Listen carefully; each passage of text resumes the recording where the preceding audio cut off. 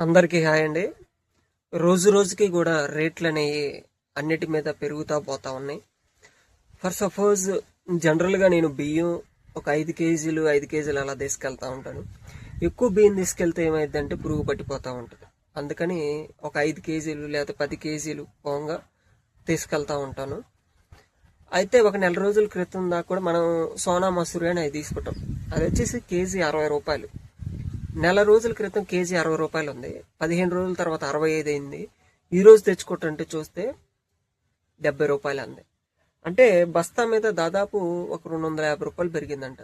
భయంకరంగా పెరిగిపోతున్నాయి రేట్లు. ఏందో మరి తెలియట్లేదు. మరి వర్షాలు పడక పంటలు పండక లేదంటే మరి ఎందుకు పెరుగుతున్నాయి అనేది తెలియదు, క్లారిటీ లేదు. అలాగే పెట్రోల్ పెరిగినాయి, డీజిల్ పెరిగినాయి, నిత్యావసర సరుకులు పెరుగుతున్నాయి. మధ్యతరగతి ఫ్యామిలీకి చాలా ఇబ్బందికరమైన పరిస్థితులు ఏర్పడతా ఉన్నాయి.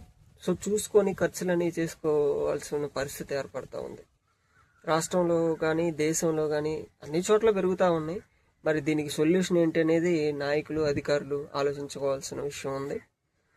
సో ఎందువల్ల పెరుగుతున్నాయి, ఇట్లా పెరుగుతా పోతుంటే ప్రభుత్వాలు మారినా ఏం మారినా ఎట్లా వచ్చినా మధ్యతరగతి వాడు పేదవాడు చాలా ఇబ్బంది పడుతున్నాడు డబ్బున్నోడి కంటే. ఇది 100% నిజం.